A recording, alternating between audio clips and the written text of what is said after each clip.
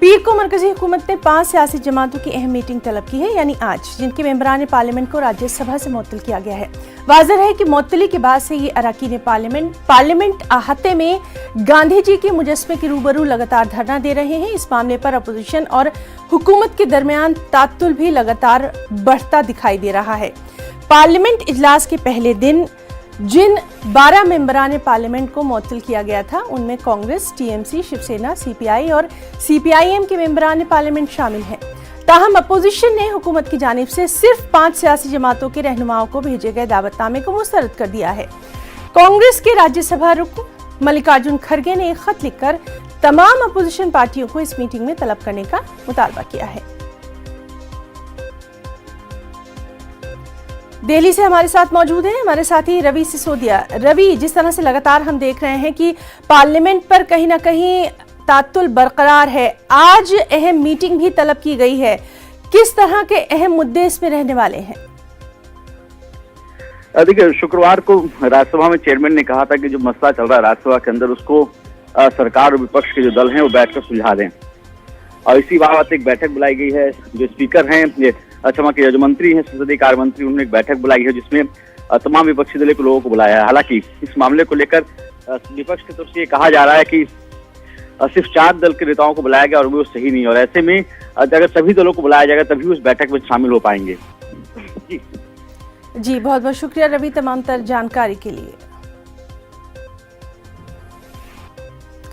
महाराष्ट्र से खबर है, जहां ओमिक्रॉन वेरिएंट के 6 नए केसेस रिपोर्ट होने के बाद हिंदुस्तान में ओमिक्रॉन के कुल केसेस की तादाद 153 तक जा पहुंची है। इससे पहले एक 45 साल एनआरआई और एक नौउम्र लड़का जो कि हाल ही में बरतानिया से गुजरात आया था, उनमें ओमिक्रॉन पाया गया। मरकजी और रियासती हुकाम के मुताबिक 11 रियासतों और मरकज के जेर इंतजाम इलाकों, जिनमें महाराष्ट्र में 54, दिल्ली में 22, राजस्थान में 17, कर्नाटक में 14, तेलंगाना में 20, गुजरात में 9 लोगों में ओमिक्रॉन पाया गया है।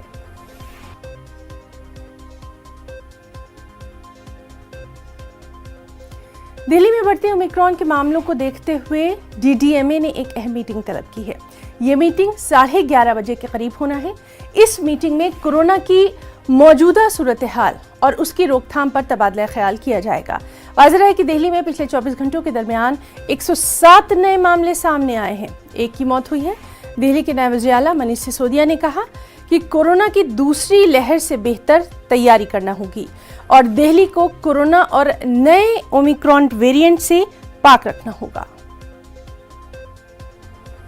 सीधे रुख करेंगे हमारी दिल्ली से नुमाइंदा रचना का। रचना, आज डीडीएमए की अहम मीटिंग होने वाली है, खासतौर पर ओमिक्रॉन के बढ़ते खतरे को देखकर क्या कुछ अहम इसमें मामलात जेर बहस आएंगे?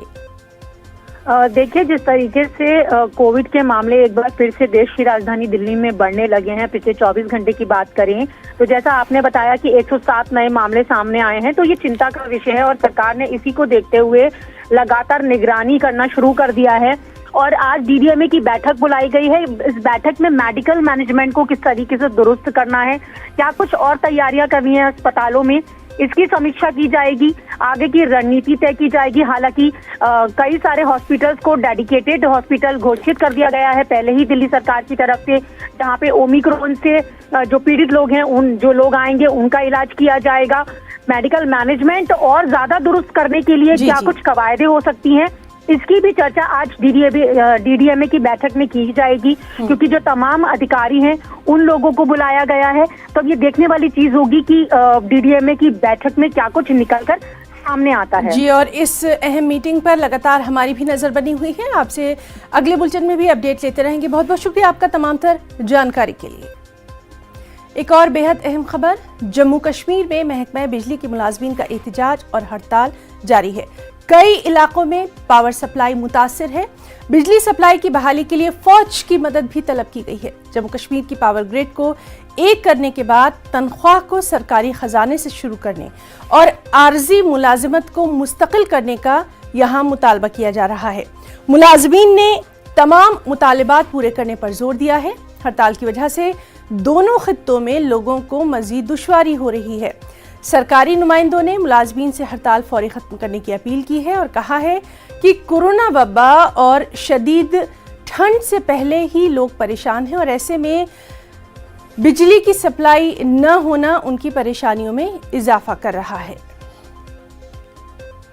तो नाज़रीन, आप देख सकते हैं कि जम्मू कश्मीर में महकमा बिजली के मुलाजमीन का एहतजाज और हड़ताल जारी है। यहाँ तक कि अब तस्वीरों में आप साफ तौर पर देख सकते हैं कि बिजली सप्लाई की बहाली के लिए फ़ौज की मदद जो है वो तलब की गई है और लगातार तमाम तर जो सियासी नुमाइंदे हैं, अहम शख्सियात हैं, उन्होंने अपील भी की है हड़ताल ख़त्म करने की। सीधे रुख करेंगे हमारे साथी समीर का, जो कि जम्मू से हमारे साथ मज़ीद तफसीलात के साथ मौजूद हैं। समीर, अभी आपसे जानना चाहेंगे पावर सप्लाई के लिए क्या कुछ कवायद? देखिए है ना, बहुत ही सिचुएशन बहुत ही गर्म है और लगातार परसों शाम से कई जगहों पे और कल दिन को कई बाकी जगहों पे लाइट चली गई और उसके बाद लगातार कोशिशें सरकार की तरफ से तो की जा रही है। आर्मी की इंजीनियरिंग विंग को भी डिप्लॉय किया गया है, ग्रिड स्टेशंस में आर्मी को डिप्लॉय किया गया है, उनकी इंजीनियरिंग विंग को डिप्लॉय किया है, पुलिस की मदद ली जा रही है, लेकिन अभी भी हालात जो उनमें कोई चेंज नहीं आ रही है और अभी भी मेजॉरिटी जो बहुत ज्यादा इलाके हैं वहाँ पे बिजली है ही नहीं अभी, और इस तरह से लोगों को काफी दिक्कतों का सामना करना पड़ रहा है। परसों शाम को जब लाइट चली गई तो ऐसा लग रहा था लोगों को कि कल दोनों जो प्रोटेस्टिंग जो एम्प्लॉयज हैं और गवर्नमेंट के बीच कोई फार्मूला पे वो पहुंचेंगे, किसी समझौते पर पहुंचेंगे, लेकिन उस पे कोई भी पेशरफ्त ज्यादा नहीं हुई और सरकार ने जिस तरह से आर्मी को डिप्लॉय किया उससे उनके सख्त जो उनका मौक़िफ़ है उसकी एक झलक मिलती है और उससे लोगों में बहुत ज्यादा परेशानी बढ़ गई है। बहुत ज्यादा जो, क्योंकि सारा आज अगर बिजली नहीं है तो आप समझ सकते हैं कि कितनी मुश्किलें आती है। आज सारा डिपेंडेंसी इसी पर है। पानी की किल्लत बहुत जगहों पे हो गई है। लोगों के मोबाइल बंद हो गए क्योंकि चार्ज करने का जो है वो जी बिल्कुल, खास तौर पर ठंड के इस मौसम में बिजली की कितनी दिक्कतों का सामना है उससे भी लगातार हम अपने नाज़रीन को रूबरू करवाते रहेंगे। बहुत बहुत शुक्रिया समीर आपका तमाम तर जानकारी के लिए। आज दिल्ली में जम्मू कश्मीर हदबंदी पैनल की अहम मीटिंग होने जा रही है। हदबंदी कमीशन ने मरकज़ के ज़ेर इंतज़ाम इलाके जम्मू कश्मीर की 90 असम्बली हलकों की हदबंदी से मुतल्लिक़ होने वाली पेशरफ्त पर तबादला ख्याल करने के लिए आज नई दिल्ली में ये अहम मीटिंग तलब की है। सह रुकनी हदबंदी कमीशन की सरबराही रिटायर्ड जस्टिस रंजना प्रकाश देसाई कर रही हैं और कमीशन की मुद्दत कार मार्च 2022 में ख़त्म हो रही है, जिसके बाद असम्बली इंतखाबात होने हैं। कमीशन के 5 एसोसिएट मेंबरान भी हैं, जिनमें बीजेपी की जानिब से member parliament doctor Jitendra Singh और मेंबर पार्लियामेंट जुगल किशोर शर्मा के अलावा नेशनल कॉन्फ्रेंस के 3 अरकान पार्लियामेंट डॉक्टर फारूक अब्दुल्ला, मोहम्मद अकबर लोन और रिटायर्ड जस्टिस हसनैन मसूदी शामिल हैं। वाज़ेह है कि कल डॉक्टर फारूक अब्दुल्ला ने कहा था कि वो हदबंदी कमीशन की मीटिंग में शिरकत करेंगे। हमारे साथ मौजूद हैं हमारे साथी शैलेंद्र वांगू। शैलेंद्र, बेहद अहम इस मीटिंग को माना जा रहा है। जम्मू कश्मीर हदबंदी पैनल की जो ये मीटिंग होने वाली है, आपसे तफसीलात चाहेंगे। बिल्कुल हिना, आपको बता दें कि ये मीटिंग आज सुबह 11:30 बजे दिल्ली में होने वाली है। आरपी देसाई की अध्यक्षता में, जो कि डिलिमिटेशन कमीशन की सरबराही कर रही हैं। और इसमें दिलचस्प बात यह है कि इस बार इस बैठक में नेशनल कॉन्फ्रेंस के 3 एमपीज शामिल होंगे। आपको याद दिला दें कि फरवरी में जब ये मीटिंग हुई थी उस वक्त नेशनल कॉन्फ्रेंस ने बाइकआउट किया था और फारूक अब्दुल्ला ने हमसे बात करते हुए ये भी कहा था कि ये अनकॉन्स्टिट्यूशनल जो कदम उठाए गए हैं 2019 में, उन्होंने अनकॉन्स्टिट्यूशनल करार दिया था और ये भी कहा था कि ये मामला अभी सुप्रीम कोर्ट में है, तो ऐसे में इस बैठक में शामिल नहीं होंगे। लेकिन जिस तरह के हालात बदल रहे हैं जम्मू कश्मीर में, और हमने ये भी देखा कि पिछले दिनों नेशनल कॉन्फ्रेंस हो या पीडीपी हो, दोनों ही पार्टियां जो है कैंपेनिंग कर रही है अलग अलग जगह जाके। तो माना जा रहा है कि जम्मू कश्मीर में इलेक्शन करीब है, तो ऐसे में डिलिमिटेशन कमीशन की बैठक में शामिल होकर कहीं ना कहीं अपना रुख साफ करना चाहती है नेशनल कॉन्फ्रेंस। आपको ये भी याद दिलाती कि हसनैन मसूदी ने हमसे 2 दिन पहले बात करते हुए कहा था कि पार्टी अपना जो रवैया है वो इस मीटिंग में साफ करेगी 370 को लेके भी, और इस बात को दोहराएगी कि मामला अभी कोर्ट में पेंडिंग है। और हालांकि वो ये भी सुनना चाहते हैं कि बैठक में आखिर होता क्या है, एजेंडा क्या है इस मीटिंग का, जिसमें जो असेंबलीज हैं उनको तय किया जाएगा, उनका दायरा तय किया जाएगा। एक दिलचस्प बात ये भी है कि एक्सपर्ट के मानते हैं कि अगर नेशनल कॉन्फ्रेंस बाइकआउट करती रही इस तरह की बैठक का, तो आने वाले इलेक्शंस में अपोजिशन पार्टीज एलिगेशन लगा सकती हैं कि जब आपको जब मौका था पार्टी मीटिंग में जाके अपनी बात रखने का, तो आप क्यों नहीं गए। तो कहीं ना कहीं उसको ध्यान में रखते हुए भी माना जा रहा है कि नेशनल कॉन्फ्रेंस इस बैठक में आज शामिल होने जा रही है सुबह 11:30 बजे। जी शैलेंद्र, बहुत बहुत शुक्रिया आपका तमाम तफसीली जानकारी के लिए। रुकना चाहेंगे एक छोटे से ब्रेक के लिए। मरकजी हुकूमत अवामी शिकायत के इजाले और खिदमात की फराहमी को बेहतर बनाने के लिए आज से मुल्क गिर मुहिम शुरू कर रही है। ये मुहिम खासतौर पर देही इलाकों में गुड गवर्नेंस वीक के हिस्से के तौर पर शुरू की जा रही है। 20 से 25 दिसंबर तक मनाए जाने वाले गुड गवर्नेंस वीक के दौरान अवामी शिकायत और पेंशन की वजारत ने प्रोग्रामों की एक सीरीज की बाकायदा मनसूबाबंदी तैयार की है। वज़ीर मुमलिकत डॉक्टर जितेंद्र सिंह पीर के रोज गुड गवर्नेंस वीक के इफ्तिताही तकरीब में मेहमान खुसूसी रहेंगे। Doctor Jitendra Singh good governance week portal का आगाज करेंगे और DARPG की 2 साल की कामयाबियों पर एक किताबचा भी जारी करेंगे। शुमाली हिंद में इन दिनों ठंड का असर देखा जा रहा है। दिल्ली के कुछ इलाकों में दर्जे हरारत 1 डिग्री तक जा पहुंचा है, जबकि राजस्थान के कुछ इलाकों में 0 से नीचे पहुंच गया है। उत्तर प्रदेश, मध्य प्रदेश, हरियाणा, छत्तीसगढ़, उड़ीसा, बिहार, झारखंड में भी ठंड से आम लोगों का जीना मुहाल है। रात सर्द तरीन हो रही है और दिन में सूरज की गर्म किरणें सर्द हवाओं की दबीस चादर को फाड़कर जमीन तक नहीं पहुंच पा रही हैं। ऐसे में रोजमर्रा के कामकाज में मसरूफ लोगों को सख्त दिक्कतों का सामना है। खुले आसमान में रात गुजारने वाले बेघर अफराद अलाव का सहारा लेकर सुबह का इंतजार कर रहे हैं। सड़कों पर आमदोरफ्त भी थम सी गई है।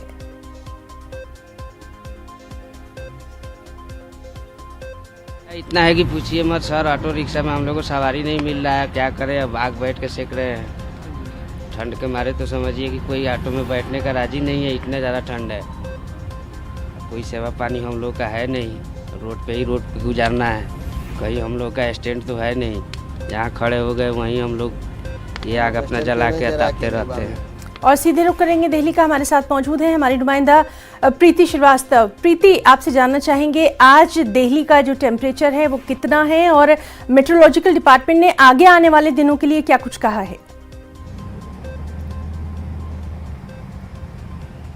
बिल्कुल, मैं आपको बता दूं कि जिस तरीके से पिछले 2 दिनों से दिल्ली में जो मौसम है उसने करवट बदली है और दिल्ली में जो तापमान है उसमें गिरावट आई है। सुबह की बात करूं तो सुबह के टाइम पे कोहरा छाया था, जिससे कि ठंड है और बढ़ गई थी। मौसम विभाग का कहना है कि आने वाले 2 दिन भी इसी तरीके से जो ठंड है वो जारी रहेगी, क्योंकि जो शीत लहर है, जो उत्तराखंड में जो शीत लहर चल रही है उसका असर यहाँ पे देखने को मिल रहा है और हवा भी चल रही है। हालांकि अभी सुबह के 9 बजे हैं, लेकिन इस समय जो है वो सूरज निकल चुका है और गर्मी मतलब सूरज निकल चुका है, तो इससे लोगों को थोड़ी राहत ज़रूर मिल रही है। लेकिन साथ ही जिस तरीके से मौसम ने करवट बदली है तो ठंड जो है वो बढ़ चुकी है। लोगों को डॉक्टर्स ने कहना है कि लोगों को थोड़ी एहतियात बरतने की ज़रूरत है, क्योंकि मौसम बदल रहा है। तो बच्चों का और बूढ़ों का खास तौर पे ध्यान रखने की ज़रूरत है, क्योंकि इसी मौसम में जो सर्दी जुकाम बुखार तो हो ही रहा है, साथ ही जो कोविड के जो पेशेंट हैं वो इसी मौसम में सबसे ज़्यादा बढ़ते हैं, तो उसको लेकर भी एहतियात बरतने की ज़रूरत है। हालांकि कोविड को लेकर भी प्रोटोकॉल जारी किए गए हैं और मौसम के कारण भी इसी मौसम में आपने देखा होगा कि हर साल इसी मौसम में नवंबर दिसंबर के मौसम में ही इनके कोविड के केसेस में लगातार बढ़ोतरी होती है और साथ ही और भी जो बीमारियां हैं वो भी बढ़ती हैं, क्योंकि मौसम बदल रहा होता है और लोगों को अंदाजा नहीं होता है। आपसे दिल्ली के रैन बसेरों का हाल भी हम जरूर जानना चाहेंगे। क्या वहां पर मुनासिब सहूलियात का इंतजाम किया गया है? बिल्कुल, मैं आपको बता दूं कि जिस तरीके से मौसम बदला है तो दिल्ली और NCR में दोनों जगह पे रैन बसेरों की व्यवस्था की गई है। लेकिन इस बार रैन बसेरे में दिल्ली में खास बात यह है कि जिस तरीके से कोविड के केस लगातार बढ़ रहे हैं, तो उसको देखते हुए जो दिल्ली में रैन बसेरे बनाए गए हैं उसमें सोशल डिस्टेंसिंग के साथ में रैन बसेरे बनाए गए हैं। मतलब एक बिस्तर को छोड़ के जो दूसरा बिस्तर लगाया गया है वो उसमें डिस्टेंस दिया गया है, तो ये एक अच्छी बात है और हालांकि व्यवस्था की गई है, लेकिन ये अभी क्योंकि 2 दिन से ही मौसम बदला है, तो अब ये देखने वाली बात होगी कि पूरी तरीके से व्यवस्था है कि नहीं है। हालांकि सरकार की तरफ से रात में अलाव जलाने की भी व्यवस्था की गई है कि अलाव लोगों को दिया जा रहा है। जो लोग बहरहाल अगले 2-3 दिन और मौसम इसी तरह से रहने वाला है। सभी को अपना बहुत ख्याल रखना है। बहुत बहुत शुक्रिया आपका प्रीति, तमाम तर तफसीलात के लिए। मध्य प्रदेश असेंबली के सरमाई इजलास का आज से आगाज होना है। 5 रोजा सरमाई इजलास हंगामा खेज रहने के पूरे आसार हैं। 5 रोजा असेंबली इजलास में गैंगस्टर एक्ट, पत्थरबाजी से सरकारी और अवामी इमलाक को नुकसान पहुंचाने वालों के खिलाफ कार्रवाई का बिल समेत निस्फ दर्जन बिल असेंबली में पेश होंगे। 5 रोजा असेंबली इजलास के लिए 1578 मेंबरान असेंबली के जरिए पूछे जाएंगे ये सवाल। असेंबली इजलास के दौरान पंचायत इंतखाबात, ओबीसी रिजर्वेशन और किसानों के खाद के मसाइल पर हुकूमत और अपोजिशन के दरमियान टकराव होने की पूरी उम्मीद है। अक़लियती इदारों की तश्कील और उर्दू असातिज़ा के मसाइल पर असेंबली में बहस होना है। असेंबली इजलास में हुकूमत सप्लीमेंट्री बजट भी पेश करेगी।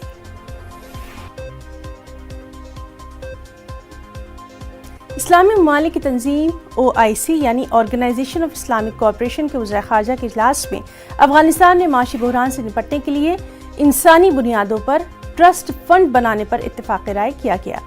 इस्लामाबाद में मुस्लिम ममालिक के नुमाइंदों ने इतवार के रोज़ एक ख़ुसूसी इजलास में अफगानिस्तान में बिगड़ती हुई इंसानी सूरत हाल का एतराफ़ किया। सऊदी अरब की तजवीज़ पर OIC के वज़ीर ख़ारजा की काउंसिल CFM के 70वें ख़ुसूसी इजलास की मेज़बानी पाकिस्तान ने की थी, जिसका मकसद अफगानिस्तान की इंसानी सूरत हाल को दुनिया के सामने लाना था।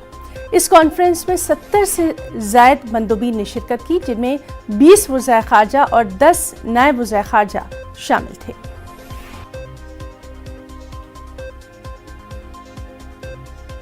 कोरोना वबा के दौरान बाहमी इमदाद और इंसार का जज्बा मुस्तहकम हुआ है। मुल्क इस वबा से मुत्तहिद होकर मुकाबला कर रहा है। टीकाकारी के ऐलान के बाद हम बेहतर ताउन करें, जिससे हम कोरोना को मात देने की जानिब कदम बढ़ा सकें। नेटवर्क 18 इस मुहिम में हर कदम पर आपके साथ रहेगा। जब तक सभी महफूज नहीं, तब तक कोई महफूज नहीं होगा। इसी सोच की बुनियाद पर हमारी मुहिम संजीवनी का मकसद ये यकीनी बनाना है कि वैक्सीन पाना सभी हिंदुस्तानियों का हक है।